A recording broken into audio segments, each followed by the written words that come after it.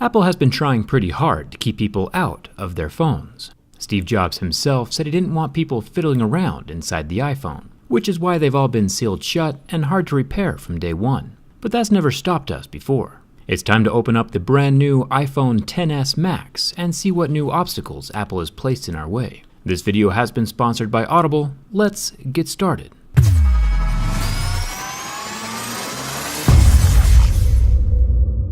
Grab some popcorn. This video might be a long one. Turning the phone off is done with a volume button and power button combo press. Kind of exciting. Then we encounter the proprietary pentalobe screw Apple implemented back with the iPhone 4s. The inexpensive toolkit I'll link in the description includes all the bits you'll need for this phone repair. Apple uses 4 different styles of screw this time around, and they're all different sizes. I'm keeping everything super organized, so hopefully it'll all go back together in one piece and turn on when I'm done.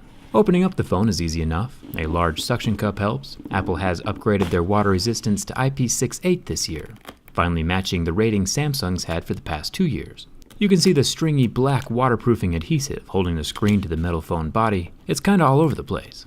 Remember, there's a lot of things that can be damaged inside an iPhone, so I'm taking special care to insert only the tip of my tool inside. The screen is lashed up at the top and needs to be pulled down ever so slightly before folding open like a book. The ribbon cables along the right side are the main thing to avoid while opening. Any stress or nicks on those cables would ruin the display, and we just don't want that.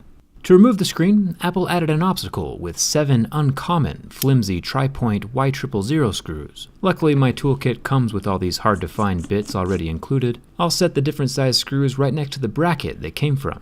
That way things stay organized. Before I unplug that crazy dual-cell L-shaped battery though, Dustin, one of my buddies, tweeted that if you feel like the dumbest person in a room, then you're in the correct room. This was one of the reasons I chose to read Astrophysics for People in a Hurry by Neil deGrasse Tyson this week. Huge thanks to Audible for sponsoring this video. If you want an incredibly detailed intellectual description of the universe and how all the elements exploded into existence, like the lithium inside this iPhone battery, Astrophysics for People in a Hurry is a worthwhile listen.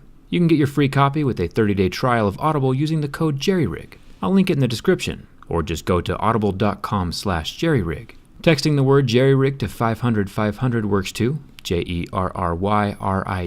Even if you cancel your Audible subscription, you still get to keep all your books. Astrophysics might sound complicated, but it's an incredibly interesting summary about our place in the cosmos. And like I said earlier, if you feel like the dumbest person in the room, you're in the right room. Don't forget. Let's unplug that battery and get the screen off. One Lego-style connector for the battery, and each of the 3 ribbons attached to the screen has their own Lego-style connectors as well.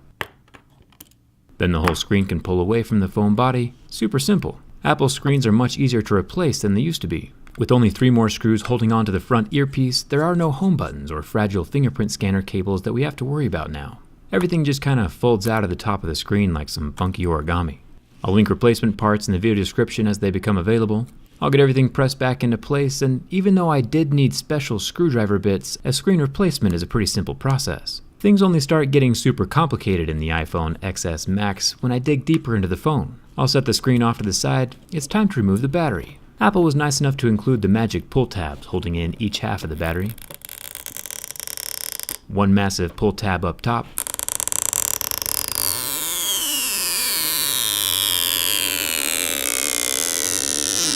And 3 other magic pull tabs under the bottom segment.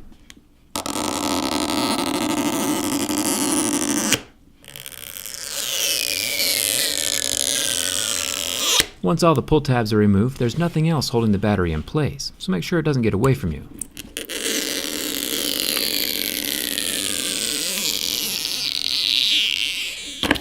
Batteries can be super dangerous if punctured. The combined power of both cells in this battery is 3100 mAh, about 22% smaller than the Samsung Note 9, but who's keeping track? There's nothing else super easy to replace inside of this phone, which is mostly fine since the screen and battery are usually the first things that go out or break on a smartphone. We'll talk about the back glass replacement in a second. First, let's pull out the rear camera units. With 2 Phillips head screws holding down the large rectangle metal plate, I'll set that off to the side and unclip both camera units.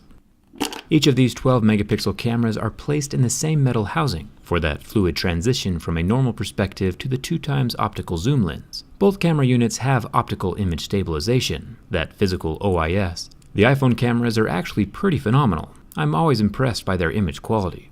Before I say too many nice things though, let me plug the cameras back into the phone and show you how hard a simple charging port replacement is. The charging port nowadays in an iPhone is taking double duty, has a headphone jack and a place to charge the phone, so it's getting quite a bit of traffic. This means that it might eventually stop working. In order to replace the charging port, everything else needs to come out of the phone, which is a super poor design. A design which could very easily be remedied by moving the charging port connector from the middle of the motherboard to the bottom, like Samsung and every other phone manufacturer does. Why tangle everything up if it doesn't need to be? I pulled 5 tri-point screws out of the metal strip along the bottom and set that off to the side next to each other. There's another tiny screw over the small metal bracket protecting a Lego-style ribbon connector, and then using a flathead screwdriver I was able to take out yet another style of screw called a standoff, where one screw screws into another screw, inception screw. There's another screw within a screw on the right-hand side of the loudspeaker, and a regular Phillips head down at the bottom. Then the whole loudspeaker can pull away from the phone body with an exceptional amount of adhesive holding the mouth to the frame. I definitely won't trust my phone to be water resistant after this, but it's still cool to see from the inside. The Taptic vibration motor has 2 screws on the left, and it'll pull out. I still haven't taken one of these apart yet. If there's any interest in me making a vibrator teardown review video, let me know down in the comments. The motherboard removal isn't as complicated as it looks. It only has 4 screws holding it in place, and a whole highway of Lego-style ribbon connectors lining the center. I'm still keeping my screws organized because there's no way this phone is going back together if the screws get all jumbled up. Each one is different. All of the motherboard connections need to be unclipped with my plastic pry tool, and the stupidly placed massive one dead center on the motherboard is the charging port ribbon. I'll remove the SIM card tray, making sure the tiny little extraction pin is recessed back into the phone frame so it doesn't block the motherboard. Then I'll unclip the last 2 tiny ribbon cables up at the top of the motherboard. Then the whole thing can come free from the phone. This tiny little guy is the brains and brawn of the entire iPhone XS Max. It's a double-stacked sandwich PCB with no heat dissipation. But don't worry, the only time you'll ever get throttled is when the next iPhone comes out and Apple needs you to upgrade. True story. We're almost to the charging port. I bet you forgot what we were even trying to do, since we had to remove literally everything else to get here.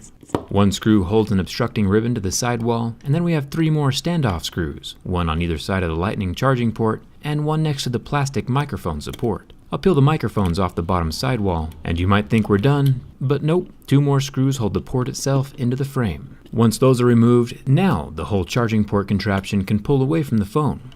Apple's little proprietary money-making port has a little adhesive around the tip, but no rubber rings.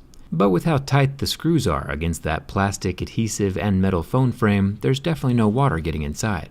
That was an extraordinary amount of work for such a simple port. The reason Apple charges $599 to replace the back glass is because the back glass is impossible to replace. Apple themselves swap out the whole frame and housing instead of just the back glass. And you're right, that seems incredibly inefficient and an incredible amount of work, but that's how they built it. It doesn't bug Apple at all though, it's just their way of coercing you into buying a new phone instead of fixing the old one. Say goodbye to your wallet for me. I'll snuggle the motherboard back into place underneath all those ribbon connectors. It's time to see if we can get this thing turned on again. I feel like it's important to use and fix your phone for as long as possible, especially now that the new phones released every year only have very minor upgrades over previous years. Upgrading your phone every year is just dumb and a waste of money. I've got all the ribbon cables plugged back into the motherboard along with its 4 screws holding the board itself into the phone.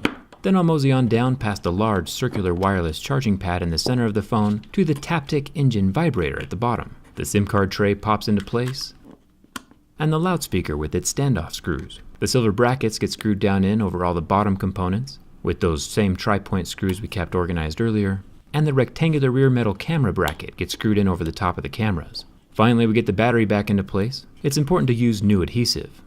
It's starting to look like a real phone again. The screen's 3 ribbon cables get plugged into the motherboard connector highway, and I'll plug in the battery to test the phone and make sure everything is working before setting the screen into place. I'm pretty surprised it all still works. Apple has not made this process easy.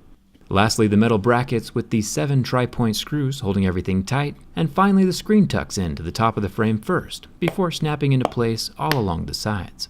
Can't say I'm a fan of this phone, but I am glad the screen and battery replacements are relatively easy. Would you ever attempt this project yourself? Don't forget to grab your free copy of Astrophysics for People in a Hurry from the link in the description. You'll enjoy it. I sure did. Hit that subscribe button, and thanks a ton for watching. I'll see you around.